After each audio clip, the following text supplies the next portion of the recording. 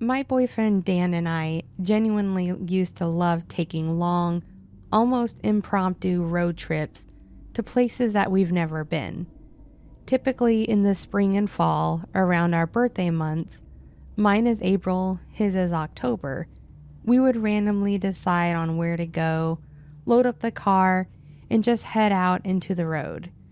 Of course, he would have to schedule the time off, and I would have to make sure my clients knew that I would be out for a few days, so they weren't 100% impromptu, but there was always some planning and scheduling, but we would pretty much randomly choose our destination the week of the trips. He and I have been together for close to 10 years now, and we did this every year from the 5th year we were together all the way to 2019. When we had the money and the time, we would just go. On this particular trip back in early 2019, that this whole glitch happened, we had actually planned to take a long drive from our home in Madison Heights, Michigan, all the way out to a place called Bryce Canyon National Park in southern Utah. This trip was a particularly long one. It's about a 28-hour drive, so we had planned on taking a little more than a week off, and we were going to stop around the halfway mark somewhere between the southwestern tip of Nebraska and the top corner of Colorado. If you've ever driven that little section of the country, there really isn't much there between North Platte and Sterling, but it's still beautiful, at least to me. I remember this whole plan because I recall how much we had planned on this specific trip. It was a bit out of character for us to do so much plotting along the way, but we felt it was necessary due to the length of the drive. And while some people may say that we could have just gone straight through if one of us slept and one of us drove, the problem with that is that I actually don't have a license due to a medical issue that I'm not going to get into here. But he obviously knew this and he was totally fine with driving and stopping midway, plus it gave us more time to take it all in, which is the point of road trips anyways. The plan as stated was to leave our home at 5 in the morning, drive all the way out to the tiny tourist town of Ogallala, Nebraska, and spend the night there. This would be about 16 hours, and then the remainder of the trip from Ogallala to Bryce Canyon in the morning, which was only about 11 hours. Splitting it with the majority in the first half meant that we could go a bit slower on the trip through literally all of Colorado if necessary, and we would get there at a good time to check into a hotel. We followed this plan as we had basically written it. We left home on time, got out to Ogallala, stayed there overnight, and then planned to head out in the morning. While day 1 was perfect, it was day 2 where things kinda went awry. We both woke up in a slight bit of a panic because when we opened our eyes, we noticed it was already sunny out. Our plan was to head out around 5 in the morning and get there at 5 or 6 in the evening. But when we checked the clock, it was already 8:30. For some reason, Dan's phone didn't charge and had died overnight, which caused our main alarm to not go off. And while this isn't necessarily the glitch, we checked the charger in the outlet, he unplugged the phone and plugged it back in, and it started charging. Definitely weird, but not what this story is about. Because we woke up late, we decided to go ahead and just get breakfast since our plan was already messed up. We stopped at a local diner, had our food, enjoyed the late morning, and headed out onto the highway at around 10:30 or so. This meant if we drove directly, we would get to our hotel destination at 10, the earliest, so it wasn't too bad, but it was still off schedule, which definitely upset Dan. I told him it was fine and that losing a few hours was acceptable since we planned to take it slow today anyways. After a bit, we were on the road and at a steady pace, so things got as close to back on track as they could. After about 3 hours on the highway, heading straight for our destination, Google Maps made a comment about there being heavy traffic ahead or something about an accident, I can't remember, and it recommended an alternate route that would add about 20 minutes to our time. Again, Dan was upset, but we relented and took the route that it said we should. Adding this extra half hour meant that we would get there at around 11, and we should be entering Utah around 6 or so. This is where the glitch happens. By this time, we had been on the road for 3.5 hours, and we got on the road at 10:30 a.m. This means that it was only around 2 in the afternoon. Only a few minutes after we get back into the route, Google Maps chimes in again and does its little, "Welcome to Utah." When it said this, I chuckled and said, "See, we're making good time," which was apparently the wrong thing to say, because my boyfriend pulled the car over and just stared at the phone blankly. I asked him what was going on because it kind of freaked me out. He just slowly looks over at me, then back to the phone, then back at me with a look of pure shock. At first, for me, it didn't click, but he quickly explained why he was so confused. There was absolutely no way for us to already be hitting Utah. It is around 7 hours to get from Ogallala to Utah border on 70 West, which is the highway we had been taking. We left at 10:30 because we woke up late. We added half an hour because of the accident, which meant it was going to be 7.5 hours after when we left at the minimum, which was going to be somewhere in the realm of 6 p.m. or later. The time it said that we had entered Utah and the time on the clock was 2:18. Based on this time, we would have had to have been going at a ridiculous speed to get there at that time, which we weren't. He was adamant that it was impossible, but he reloaded maps on his phone, made me load it up on my phone, and then he checked the clock on everything we owned. They all synced up. We were 4.5 hours away from Bryce Canyon. It was 2:18 p.m. Somehow, without any logical explanation, we had managed to get ourselves pretty much back on the original schedule, despite waking up late and the delay on the road. I didn't have an explanation, but I was happy to chalk it up to some kind of miracle. He was not. He was in a weird state of panic, but after a while, we got back on the road and pressed on. We got to the hotel at around 6, checked in, and he went straight to sleep for the night, which was a bummer, but I could tell this whole thing had messed with his head. Thankfully, it didn't affect him enough to ruin our trip or anything, but it was enough for that to be our last road trip for a while. Obviously, we've missed out on a few because of COVID, but we didn't go anywhere at the end of 2019 or pretty much of 2020, mostly because of him. As much as he won't admit it, I feel like this whole thing has actually given him a weird fear of driving long distances, which is not something he had prior. I'm hopeful that I'll be able to get him to go on a trip this year, but I'm not holding my breath. That's my glitch, and it's one that I still do not have an answer for to this day.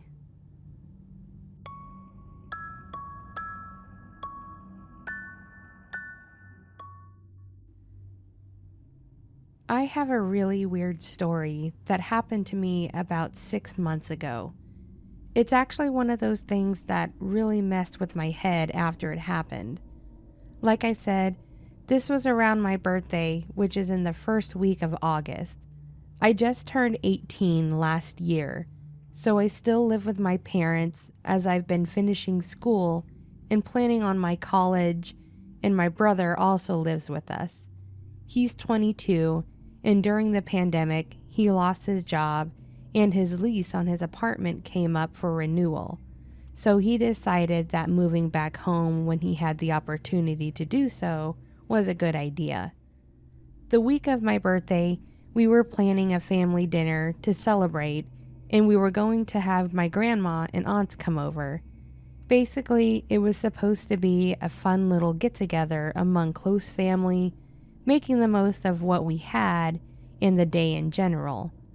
My mom was making dinner, my grandma and aunts were all in the living room talking, and my dad and siblings were out in the backyard. My mom then lets out a fairly large, "Damn it!" and naturally thinking something was wrong, I walked in and asked if she was okay. She tells me to get my brother. I do, and she then mentions to him that she forgot to get candles for my cake. I tell her it's not a big deal, really, that we don't need to do all that, and she insists, saying that it's my last birthday as her little girl and that this would be the last time she could do this for me. I wasn't going to fight it after that, so she had her mind set on what she wanted to do, and that was it. My brother gets his keys and he asks me if I want to go with him to the store. At first I say yes, but then my mom chimes in saying, "No, I want you to go spend time with your grandma. He'll be fine." I say sorry, and he makes a comment about how he's going to find yellow candles since I don't have to go. I hate the color yellow with a passion, so this was him taunting me. I head to the living room, he goes out to his car, and we move on. I was sitting in the living room talking to my grandma when I got this really weird sense of dread that kind of hit me. It was like a panic attack was coming on, but it wasn't a panic attack. It was this really weird feeling of the entire world coming down on me. That's the only way I know how to explain it. I was feeling normal, and within the next minute, I was feeling like the literal sky was crashing down around me, and that the earth was going to split in two and swallow me up without a second thought. I excused myself as best I could and ran to the bathroom. As soon as I shut the door, I got this horrible feeling like I was literally being punched in the stomach. If you've ever been punched, then you know the feeling. Your lungs empty, you hunch over instinctively, your eyes start to water, and you can feel the blood pressure building up in your eyes. Don't ask how I know this. At this point, I'm sitting on the floor of the bathroom, feeling like I had just gotten my ass kicked, and still feeling this god-awful feeling of dread. I have no idea how long I was just sitting there and waiting for it to pass. I would say it was probably 10 to 15 or so minutes before I opened the door to head back out. And as soon as I did, I saw my mother, grandmother, and aunts all in the back living room, all kind of huddled and crying. I head in, and as soon as I get in there, my mom turns to hug me tightly and then tells me that my brother was in an accident and was being rushed to a nearby hospital. She said that he wasn't in critical condition, but that he was really badly banged up and that we were all going to head up there to see him right away. Long story short on this, he was hit nearly head on by another car, someone that wasn't paying attention to the road and had pretty much taken a left turn straight into his car. He had a couple broken bones, but nothing terribly severe, and if anyone cares, he has made a full recovery. The part that gets me, that actually bothers me, is that this person hit the passenger side of the car more than the driver's side. And based on what I saw of the car, if I had been in that seat, I would have most likely been severely injured or worse. And based on the timeline of events, he most likely had been hit right around the time I started feeling that horrible dread feeling and the pain in my stomach. I know this sounds really dumb to some people, but in my mind, I was supposed to be in that car. I'm not a huge believer in fate or destiny, but I feel like that was supposed to be my end. But my mom managed to intervene with what was supposed to happen and told me I had to stay. But because she changed what was supposed to happen, I ended up still feeling some of what had happened, almost like I was in the seat at the same time, but was out of place. I know that sounds really weird, and it may be hard to understand, but I really do feel like I did some sort of weird quantum timeline shift and managed to get out of a fatal situation. But the Matrix was slow to update, and I still got to feel what I would have felt in that crash.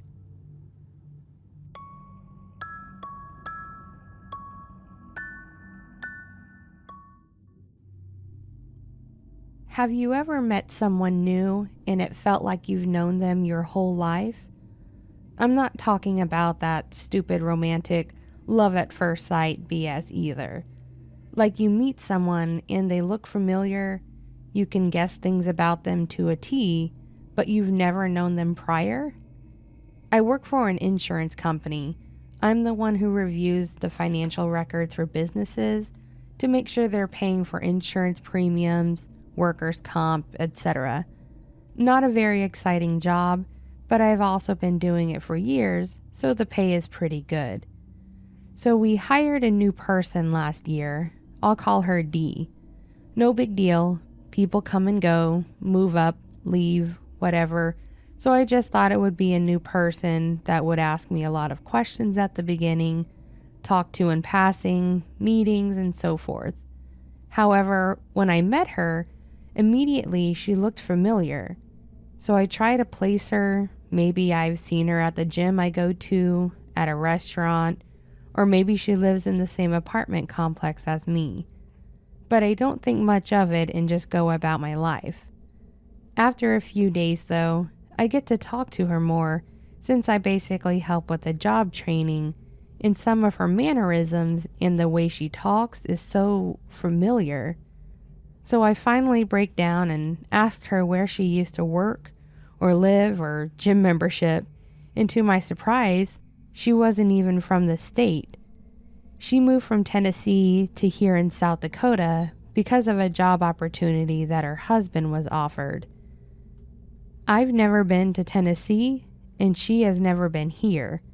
So, okay, fine, she probably just looks like someone else, or one of those deja vu moments. But it gets weirder from here. I start to think maybe I just feel like I know her because we get along so well, right? She is very polite, but also sly with her insults, like you may not even catch it. And when she's on the phone and she lets one slide, she always looks at me with her cheesy grin like, "Did you catch that?" Which I find hilarious. I never really had someone I could do that with at work, in fear of people taking it the wrong way, so I always had to just hold it in and share it with my husband when I got home. She's very intelligent. She went to a local community college for business, but she was super knowledgeable about health and biology, whatever you want to call it. The reason this is important is because I happened to call her out about it accidentally. I mentioned I was having issues with heartburn at some point, and I just figured it was because of the coffee I drink in the morning, or maybe what I had for dinner the night before, but she mentioned I should go to the doctors about it, as it may be more serious. It didn't really occur to me that it could be something worse, but I am a smoker, so I figured wouldn't hurt, right? Surprisingly, an insurance company has great insurance too. So I went, and come to find out I have GERD. This actually helped a lot to have an answer in ways to help manage it, and it also got me to quit smoking. Anyways, I brought this up to her and thanked her for it, but I happened to make a comment how it was weird that she knew, and we both said at the same time, "My/your mom's a nurse." We both paused and she asked, "Did I already tell you that?" But she didn't. I just shrugged and said, "Good guess," and moved on, but I seriously have no idea how I guessed her mom was a nurse. The things I happened to know about her before she told me started becoming overwhelming. It became a running joke between us that I must have looked her up before she was hired. I guessed that she had an older and younger brother, or that she was a middle child. I guessed she liked painting and biking. I even guessed that she was in a bad car accident as a teenager, and she made me guess where her scar was. I guessed on her right leg, but it was actually her left leg. The reason I guessed right leg, though, was because I was in a bad accident as a teenager and had a scar on my right leg, which also leads to the oddity of this. The reason I was able to guess all this, I feel, was because it was so similar to my life. I was the middle child, older sister, younger brother. I love painting, even though she is way better at it. My mother was a veterinarian, though, but some kind of doctor, right? I even moved here from North Dakota for my business accounting degree and met my husband here, so we stayed. We shared other similarities and even looked similar. Long, curly, light brown hair, hazel eyes, similar build. Even our husbands looked similar. Our views and opinions are even dead on similar. We've become so close, I even went with her to Tennessee when her mother had an emergency and was in the hospital for a week.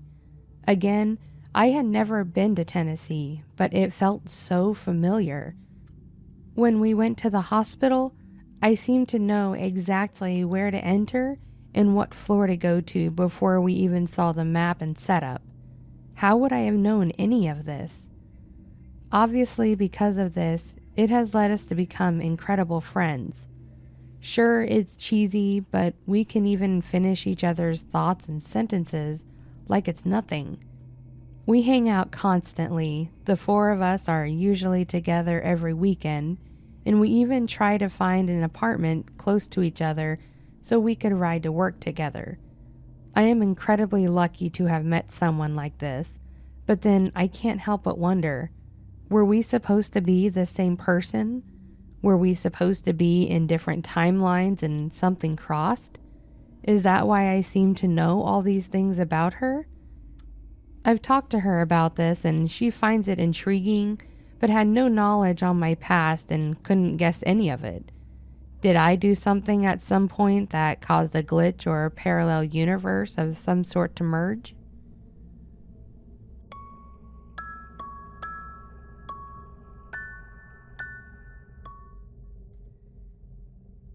I have what I consider to be the dumbest glitch in the world, and it's also one of the most annoying things I've ever had to deal with because it forced me to completely rearrange parts of my room.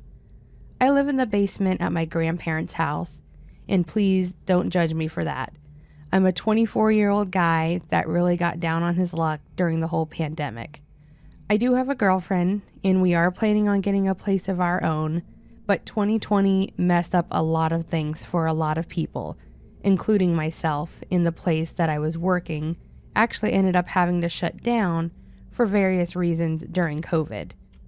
I'm actually beyond grateful that my grandparents decided that they didn't mind me moving into their basement for a few years while I try to get things in order, and they're starting to look up, so that's good, but not really relevant. Anyways, I live in the basement, and my room is situated as such. There's a door at the bottom of the stairs that opens inward, and right in front of that is the closet, and to the right is the wall. In the left corner, by the wall where the door is, I have my bed, and my TV is on the opposite wall. I also have a nightstand that is between the foot of my bed and the wall, and that's where I typically plug in my phone charger because it's one of the only outlets that's easily accessible. There's about a 4-inch gap between the end of my nightstand and the edge of the wall, and that's where the outlet is, so I can plug it in and it's not a problem. Well, that is until a few weeks ago. My grandparents and I went out to have brunch, which is something they like to do, and they will sometimes invite me along. It was a nice time, but while we were there, I noticed that my phone was almost dead. I must have made a face because my grandpa asked me if everything was all right, and I just said yeah, my phone just didn't charge overnight for some reason. He laughed and made a joke about me forgetting to plug it in, and I said that I just must have unplugged the charger from the wall and not realized it. Then we moved on from there. When we got home, I immediately went downstairs to plug it in. I grabbed my charger plug from the dresser and went to plug it into the outlet by the nightstand when I noticed that there was no outlet there. I was beyond confused. I was literally just standing there on my knees and staring at the wall where there used to be an outlet, and there was no outlet. I always plugged my phone into this spot on the wall.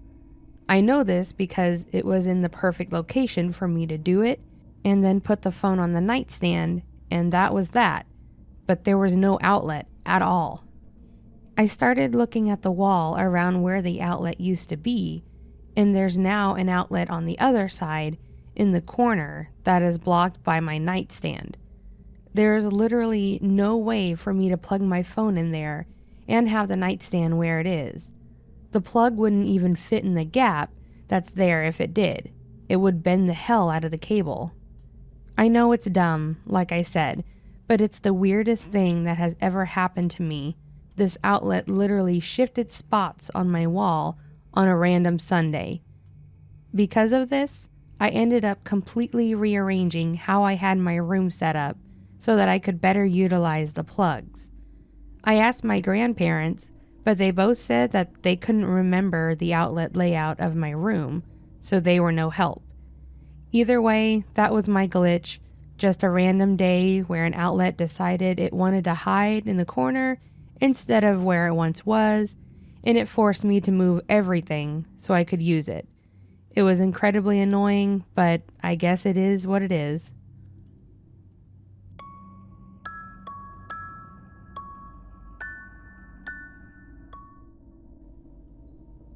So this may seem a bit lame when it comes to a glitch story, but to me it's really, really strange. Some backstory that may or may not seem really all that relevant. I am 27 years old and I work in computer network systems. When I was in high school, I took all the computer classes that I could in order to get myself in a position that I would be comfortable working with computers and such on a daily basis. I didn't really expect to go into network systems, but I found my niche and I'm comfortable in what I do now. I make decent money, and while my actual dream was to become a software developer, I'm fairly happy with my life as it is. I even took a year of intro to programming when I was in high school. It was basically a primer with the overall structure of programming, how to properly write code, and even some projects using Python. It was a super basic class, but I had a good time in it, and I learned a few things over the year that I had the class. Honestly, it was one of my favorite classes, mostly because the teacher was a super funny guy, and he was all about making the class and learning the concepts fun. I remember that we actually had a few projects, one where we had to write a pseudocode to program a robot to do our homework. There was a group project where we had to actually do a full stack mock-up. That's everything from the front end to the back end, by the way, so user interface to background code. I promise you that all of this is important. There's a reason I'm mentioning it. Fast forward to a few years ago in 2020, and my brother landed a job as a back-end software developer. Basically, he writes the code that works on the actual back end of the system. He's a year younger than me, and he's always kind of followed in my footsteps, up to and including my interest in IT and coding. Unfortunately, my love for coding stopped after high school. It may have been one of my favorite classes, but I wasn't any good at it, and I tried my damnedest to get the hang of it. That said, he took to it super quick. He learned the ins and outs of coding, and he was beyond proud to have landed this gig. So all this out of the way, here's where the weirdness actually starts to kick in. When my brother told me that he got the software development job, I was ecstatic. I told him congrats, and we had some excited idle chit-chat. Then I made a quick joke about how he better be careful, or else I would ask him to get me a job with him. He laughed and responded with, "You never liked programming. You wouldn't want to do this job." I then reminded him that I took a programming class in high school because I wanted to be a software developer, and his humored laugh turned into a confused stare. He then tells me that I never took a programming class, and that if I had, he would remember it. I then told him that it was Mr. Smith's programming class and that I learned the basics, and then we also learned some Python. He then tells me straight that Mr. Smith never taught a programming class and that I never took a fundamentals of coding class. We bantered back and forth for a few minutes, and I bet him dinner that I would get my transcripts and prove to him that I did take the class. He took me up on it. I went upstairs into my office and pulled my education documents out of the drawer of my desk, which is basically just my degrees and transcripts in case I ever needed them. I sort through them until I get to my high school transcript, and I start going over the years. I go over them once and I don't see a programming class. I started thinking about it, and I figured it must have been my junior year based on how long I had left, and I remembered that a buddy of mine took the class with me, and he was a year ahead of me, so it would have had to have been before senior year. I combed over the classes, and according to my new transcript, I never took a coding class with Mr. Smith. This class that I distinctly remember taking, that I remember all the projects, the basics, the topics that we went over, it never existed, and I never learned anything about any of it. What's really confusing to me, in junior year, there's now a class that I took that I don't remember, Introduction to Photography and Videography, something that I have absolutely zero interest in, yet I apparently took it for a year. Even more interesting, this class was instructed based on the documentation by a David Smith, the Mr. Smith that I remember teaching the programming class. I somehow ended up in a timeline where my education changed, and I apparently never learned something that I remember learning. I know that one possibility is that my official transcript is incorrect. I just don't think that's the case, honestly. These are official documents, and I've had them for 8 years. I feel like I would have noticed that there was an incorrect class on the document when I submitted them for my college application or when I graduated and got them. In the end, I guess I'm just crazy and remember stuff I never learned, and unfortunately, I'm still no good at it. Oh, and I had to buy my brother Chipotle. It was his choice.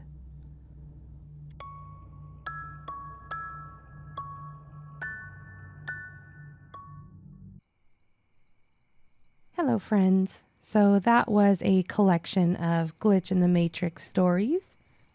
Those are always a fun listen because you just never know what that cheeky little Matrix is going to do next. Anyways, if you like what you heard, go ahead and tell that like button below and leave me a comment. If you want to hear more content like this, consider subscribing because I would love to provide you with more. That being said, friends, I hope you have a fantastic week, and until next time, take care.